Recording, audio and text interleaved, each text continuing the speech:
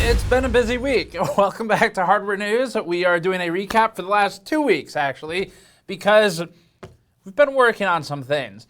In this one, we're getting mostly back to normal. There's a brief follow-up on the EK story. It's mostly just some talking about some extra information. And then we'll also be going over some updates to the MSI Claw, which now claims a 150% performance increase in some games. So 92 people will be really happy. Further, some rumors on Intel's next desktop CPUs and the core configurations, rumors of AMD's Radeon 8000 GPUs, Meta opening up its VR operating system to other vendors, so soon we'll have the Asus ROG expensive edition of VR, and plenty more stories. Let's get started. All right, first up, so quick EK follow-up. We have a ton more information we haven't published yet, but for now it feels like the story is pretty well encapsulated in that part 2 video. Check out this image though. So this was the org chart that we made. It's about halfway through the EK investigation part 2 video, and we made this chart to explain the complicated web of ownership and conflicts. We also made this table of suppliers in 3D,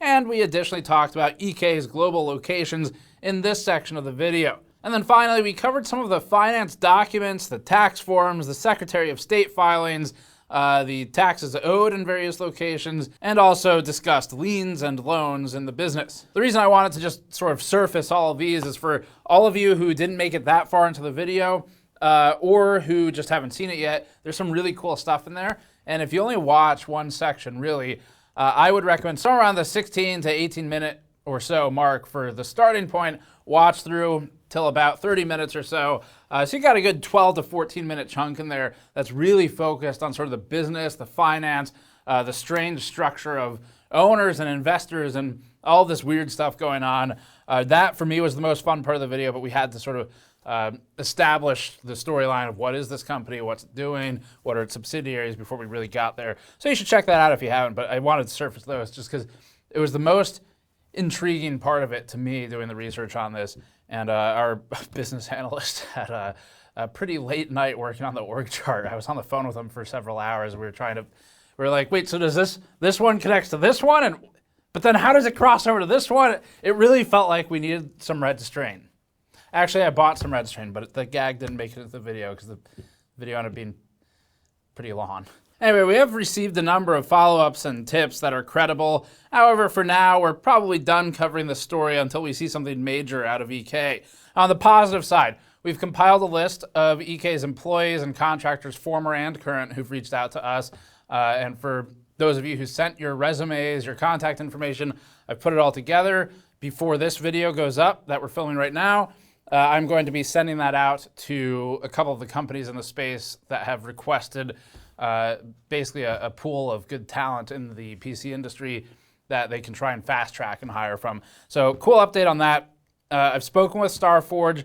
I know that Starforge Systems has an interview lined up with at least one of the former EK Cooling Solutions Texas staff, which is awesome. And it's great to hear they're already trying to see if they can create positions for people who were affected by this. And then I also spoke with Height, and Height has started lining up who they want to interview from the former EK staff, both HQ and Cooling Solutions in Texas. So there might be a positive ending for some of those affected here. Whistleblower Dan Henderson, who kicked this all off at LinkedIn, has a job at Antec now, which is actually also awesome to hear because whistleblowers in other industries typically get forced out of those industries and don't find work in them again after they raise the alarm. So the fact that he's found a job in industry at Antec, that's good news. On the GN side, we have a pool of awesome consultants who can help with future investigations. So we've really learned about how to piece this type of content together. It was really complicated. I was working every day, all day, like 20 plus hours a day on trying to sort the story, put it together, understand it all, vet everything. It was really fun to work on. It's an expensive way to do things, but I think the content speaks for itself, where we've never had this level of sort of depth in an investigation before, and with this many contributing experts, both on camera and behind the scenes. So I'm excited to apply that knowledge to future content. For now, though, we'll be moving on with our reviews lineup. Now, real talk, we've made a lot of specific enemies with people who are executives or high up at EK or in EK subsidiaries with that video, and that's fine. Because I've had a lot of people reach out the last couple days alone, like suppliers and other companies in the industry, where definitely an overwhelming majority of what we've heard has been from people I know in director positions or positions at other large companies that deal with EK, where they have thanked us for exposing what they've been dealing with for years. So there's one supplier I just spoke to recently that's owed a single-digit thousands amount of dollars for a very long time now, and that's like, you can't pay that, then something's wrong. So anyway, if you want to support our deep dive investigations and reports like this one, grab one of our limited foil Cyberskeleton V2 t-shirts on store.gamersnexus.net. The last time we made a design like this was for artesian builds, and this one we changed the colors, we tuned the foil material and shirt fitment, and we're using that brilliant blue and gold foil for a ribcage skeletal outline, including, fittingly, water cooling parts.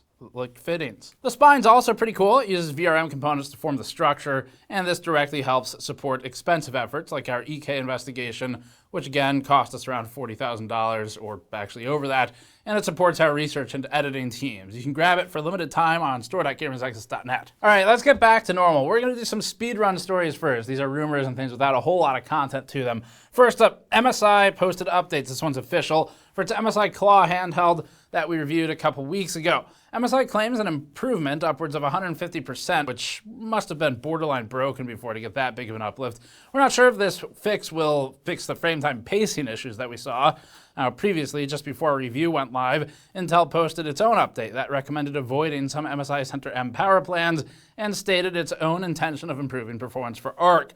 And we'll revisit the device next time we do a handheld review. AMD's Ryzen 9000 series was in the rumor mill. This has been confirmed by Gigabyte as being the naming, basically.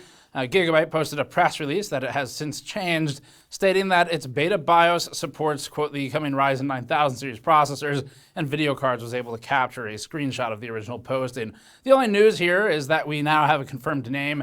AMD is leaving the 8000 naming to probably the APUs. In other news, IT Home picked up a rumor that Intel's Core Ultra 5 240F will be an 8+16 and 6+8 core configuration for what the poster says is the entry-level desktop SKU. We look forward to motherboards running them at 700 watts. And related to that comment, Hardware Unboxed posted a testing video relating to Intel's motherboards and the CPUs and how they get blasted depending on the configuration of the board and its various settings. We did not cover that story, so that's related to the stability story that's been in the news for on and off a couple months now. We haven't covered it because we were buried in all this EK stuff, and I'm happy to defer to them for that one since we kind of skipped that in favor of the EK coverage. So they've got a report for you there if you want to follow up on that. All right, next one. We've previously reported on rumors that NVIDIA's 50 series GPUs will be using GDDR7 memory. And this is showing that AMD is currently cooking up unannounced RDNA 4-powered RX 8000 GPUs that will stick with slower GDDR6 VRAM. Now, this comes by the way of Kepler L2, who tweeted, quote, only 18 gigabits per second. I don't know how to verbally quote the emoji that's in that. Is it like, it's like, I think that's how you quote it. This would indicate potentially a cost-saving measure for AMD's following GPUs. Going with an older memory technology would definitely save money. It could also, however, create a memory bandwidth issue depending on how reliant the architecture is on bandwidth.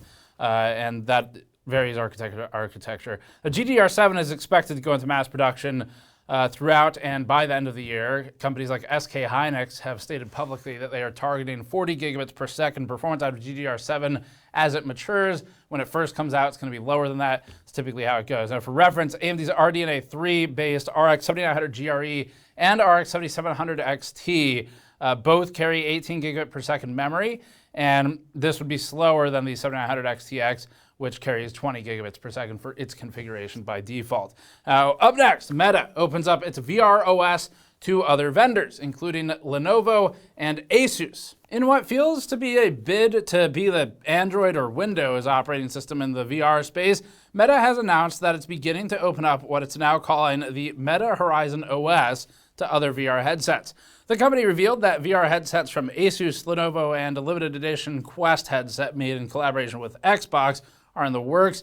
And in a company blog post, Meta wrote this, quote, we're opening up the operating system powering our Meta Quest devices to third-party hardware makers, giving more choice to consumers and a larger ecosystem for developers to build for, end quote. Zuckerberg posted to Instagram referencing modding and hardware diversity as a key driver for opening up the solution. He specifically cited Apple as the counterpoint to this approach. Headsets that use Meta Horizon OS will have access to the features that Meta has built, which include inside-out tracking as well as eye, face, hand, and body tracking. The operating system also supports mixed reality features like, they say, quote, pass-through, scene understanding, and spatial anchors. With these headsets, Meta is also pushing its MetaQuest store, which it has rebranded to the Meta Horizon store. Maybe something of a Steam play there as well, where Valve benefits from being effectively the publisher, or at least the retailer of the games on its platform, and that's where the real money is for them, not the hardware, as you see with the Steam Deck and previously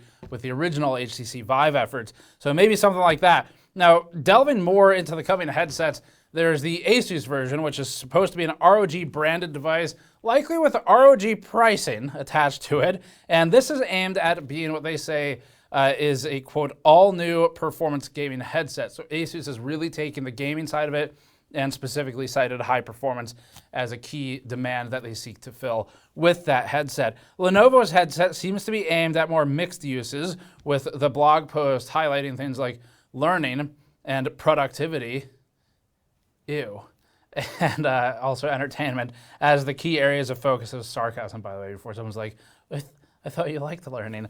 The company previously partnered with Facebook when it co-designed the Oculus Rift S headset, so there's some history there as well. The limited edition Xbox-inspired one is pictured in black and green coloring with the Quest with the user holding an Xbox controller, which no doubt will be targeted at streaming Xbox cloud gaming titles. This is currently available in a beta state on existing Quest headsets. We recently reported on how the FCC was going to vote to reinstate net neutrality, which has come to pass, and that was a 3-2 vote, restoring net neutrality as predicted. This reclassifies internet service providers under the Title II provision of the Communications Act, which is actually a 1930s act and law.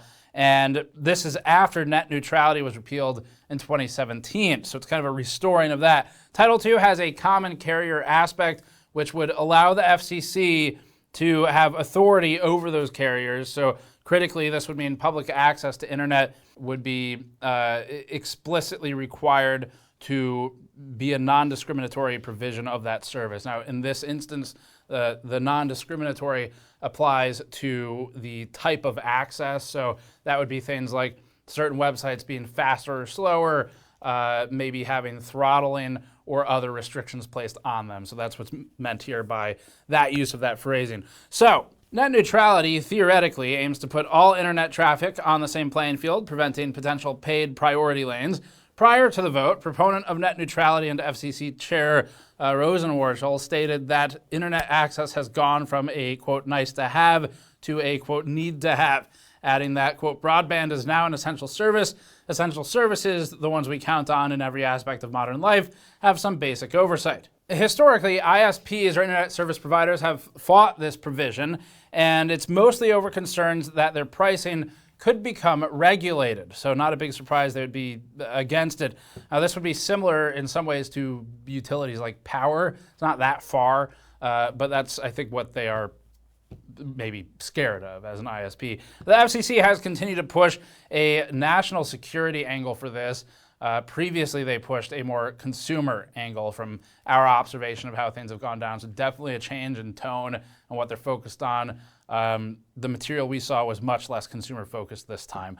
Next one, RX 7800 XT price drops to $470. So the Power Color Hellhound 7800 XT has dropped to a new low with the price of $470. Available from Newegg by way of eBay. This is $31 less than its original $500 price. That puts it in spitting distance of NVIDIA's 4060 Ti 16 Gigabyte, which currently retails for $450 and remains a waste of money for anyone who just wants it for gaming. When we reviewed the 7800 XT back in September, we concluded that it's one of the better value cards this generation thus far. We've reviewed the Power Color Hellhound cards in the past, So for the 7900 XT model, we found it to be a good, cheap performer, and the card's official product page for the 7800 XT Hellhound mentions that it offers dual BIOS support and features like a physical LED switch on the card. After speculation that a PS5 Pro was inbound, it's inbound. There's really only a couple versions of consoles out there. There's Slims, Pros, and base models, so it was inevitable at some point. This one comes from The Verge, which reports that it has obtained documents confirming the console's existence. And The Verge says that those documents indicate it'll be called the PS5 Pro Trinity, or in other words, the PS5 3. Sony allegedly views this as a, quote, high-end version of the PlayStation 5 and says that it's one that'll focus on improving ray tracing. So this would be a maybe more typical mid-generation refresh. As a reminder, the PlayStation 5 originally came out in 2020, and it's approaching 4 years old at this point. So it's relatively new in console years. The PlayStation 2 is something like a decade or somewhere in that range of life. But The Verge reports that the new one will, quote, include a more powerful GPU and a slightly faster CPU mode. Elaborating on performance, the publication wrote, quote, Sony expects GPU rendering on the PS5 Pro to be about 45% faster than the standard PS5. Adding, the PS5 Pro GPU will be larger and use faster system memory to help improve ray tracing in games. They say that Sony is also using a more powerful ray tracing architecture in the PS5 Pro, where the speed here is up to 3 times better than the regular PS5. The article likewise claims a 350 megahertz clock bump, which is pretty big, and says that developers may be able to pick between modes for lower or higher frequencies. This could maybe make sense if the developer is optimizing a heavier game to spec down to better work on the older device, or on the other side of things, if they have a game that already runs fine on the older device, they could maybe find ways to utilize the increased memory from, we'll get there, increased capabilities of the GPU, whatever, with higher quality assets, things like higher resolution textures, things like that. So there's a few options there, and the claim is that there's going to be multiple modes for which the games can be built. Now, elaborating to the RAM changes, The Verge stated that, quote, the PS5 Pro will also have some changes to system memory for developers. The standard PS5 memory runs at 448 gigabytes per second, but Sony's bumping it up 28% to 576 gigabytes per second on the PS5 Pro, they say. The Verge also claims that, quote, developers will get more access to overall system memory. Games can use an additional 1.2 gigabytes on the PS5 Pro, so that's 13.7 versus 12.5. Allocated to games on the base PS5. Now, this could manifest in a couple ways as well. So first, again, is for the PC audience. We may see a kind of knock-on effect to this because a lot of games come from console and are ported, or they are built for all platforms simultaneously. And in either case, they're going to build to the spec probably of the consoles in some capacity. So an increase in memory available there might mean an increase in VRAM, as an example, requirements for games on the PC. Now, in this case, that bump isn't massive. It's not the same as a generational bump, but 1.2 gigabyte increase is still a lot. It's enough to push you into another class of GPU, depending on what you have. So we could see that pop up in a couple years as developers have had time to get games out to actually utilize this memory change. Now, another way this could materialize is an increase to graphics quality on the PS5 Pro as opposed to the PS5 if the developers leverage that for, say, higher resolution textures or something along those lines. Now, additionally, if Sony's moving forward with its PSSR or its own super resolution technology, then GPU load might decrease, at least with relation to resolution, while the CPU capabilities would be less constrained by the GPU in that instance. The increase in ray tracing focus here maybe could mean that super resolution instead could be used to kind of free up some aspect of GPU processing capabilities to instead leverage the GPU on, allow it to basically crunch on other things like ray tracing. Well, that one's interesting because the ray tracing is one that sort of maybe toggling or reducing bounces or something like that, it just seems like it'll be hard to fully represent the same experience on both devices if there's going to be this big push for increased ray tracing capabilities, but we'll see how it pans out. The Verge also reports, quote, Sony has built a custom architecture for machine learning on the PS5 Pro, which supports 300 TOPS of 8-bit computation, they say, and we're not sure how that'd be used at this point. The publication hears that game developers are able to order test kits now. That means that there's going to be a lot of leaks in the coming months as developers get their hands on these The plan, apparently, is to get this launched by holiday season this year to be available alongside the original PS5, not outright replacing it. Up next, if you've got a Gigabyte Z790 board, Gigabyte is warning against using the latest beta BIOS. Apparently, it's causing the BIOS to freeze.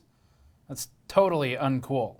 While the BIOS update was supposed to support Intel's 14900KS CPU that just launched and enable Intel APO, which got updates we talked about recently, instead, users are experiencing frozen BIOSes. Videocards.com reports that this has impacted more than just a single motherboard, but, quote, all boards that were recently updated. Unfortunately, it seems like early adopters got the short end of the stick, with Taiwanese publication Unico's Hardware reporting negative feedback from users, who say things like, quote, if I boot into BIOS, I'm unable to change anything. No matter what I do or click the first 10 seconds or so, the BIOS freezes. Other users also reported the same, and the UEFI has been called unusable. Now, Gigabyte has followed this up and has warned against using that version. They're working on another update that should fix all of these issues, and then that'll roll out if it's not already out. Might be by the time this news video goes up. With that said, if you own an AOR Z790 board, probably best to wait for the stable BIOS to come out. Also, just kind of a general commentary here, but whenever BIOSes come out, personally speaking, as in on systems I use but not for testing and things like that, it's good to stay updated for security reasons. At the same time, I personally still will wait like at least a month to sometimes 3 months just to make sure any issues like this have been worked out, because if there's going to be a problem with a perfectly working setup, normally it comes from either a Windows update. Thanks, Microsoft. This computer behind me was stuck updating earlier. It kept rolling back. Or it comes from the BIOSes that come out. And actually, on the count of this system behind me, I considered just filming with a giant Windows is updating logo on that center screen right there, and unfortunately, it sorted itself out before we started. We got a good one up next. It's Ubisoft. They're back. Previously, Ubisoft said people should feel comfortable with not owning their games. Direct quote, by the way. And they cited that they intended to make good on the gaming libraries and gaming streaming services, among others, and make sure you'd always have access to your games. Except for the ones they remove, like The Crew, which they just removed. But don't worry, they won't take access away to games. People who purchased copies of the online-only racing game got this message upon trying to launch the game recently. It says, you no longer have access to this game. Why not check the store to pursue your adventures? Here's why. Last time I did that, you took it away. This is some of the most tone-deaf advertising for a digital game store I think I've ever seen. It's just like, sorry, the one you clicked on that you bought and paid for from us is gone, or that you've invested money into somehow. And anyway, how about giving us some more of that money? PC Gamer reports that The Crew has been moved to a player library labeled inactive games, which again is not encouraging to have an entire subfolder that exists for a store that can charge you for games and then just dump them into that folder whenever they feel like it. Personally, I just think that's how they should work. You buy the game, and then once you download it, it just moves it into that inactive games folder, and that's the end of the whole transaction. You've actually beaten the game. It's just the part where you play it, we don't need to do that one. It takes a lot of time anyway, and so you get all of the satisfaction of having defeated the game without needing to sink all that time into it, but you still get to pay the money for it, so it still feels like you've earned something. I think that's how it works. We previously reported on how Ubisoft Director of Subscriptions, Philippe Tremblay, stated, quote, I still have 2 boxes of DVDs. That's a hell of an appeal to authority. I can trust this guy on physical media. Quote, I definitely understand the gamer's perspective with that, but as people embrace that subscription model, they will see that these games will exist. The services will continue, and you'll be able to access them whenever you feel like. That's reassuring. The access them whenever you feel like thing, maybe we just strike that part from the record.